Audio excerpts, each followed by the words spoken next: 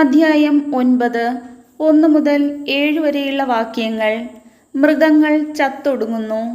കർത്താവ് മോശയോട് വീണ്ടും അരുളി ചെയ്തു, ഫറവോയുടെ അടുക്കൽ ചെന്ന് പറയുക, ഹെബ്രായരുടെ ദൈവമായ കർത്താവ് കൽപ്പിക്കുന്നു, എന്നെ ആരാധിക്കാൻ വേണ്ടി എൻ്റെ ജനത്തെ വിട്ടയക്കുക.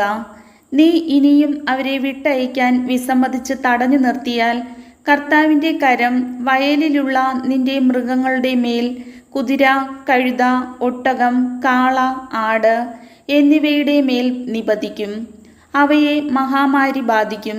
ഇസ്രായേൽക്കാരുടെയും ഈജിപ്തുകാരുടെയും മൃഗങ്ങൾക്ക് തമ്മിൽ കർത്താവ് ഭേദം കൽപ്പിക്കും. ഇസ്രായേൽക്കാരുടേതിൽ ഒന്നുപോലും നശിക്കയില്ല. കർത്താവ് നാളെ ഈ രാജ്യത്ത് ഇത് ചെയ്യുമെന്ന് പറഞ്ഞുകൊണ്ട് സമയവും നിശ്ചയിച്ചിരിക്കുന്നു. അടുത്ത ദിവസം തന്നെ കർത്താവ് അപ്രകാരം പ്രവർത്തിച്ചു. ഈജിപ്തുകാരുടെ മൃഗങ്ങളെല്ലാം ചത്തൊടുങ്ങി. എന്നാൽ ഇസ്രായേൽക്കാരുടെ മൃഗങ്ങളിൽ ഒന്നുപോലും ചത്തില്ല.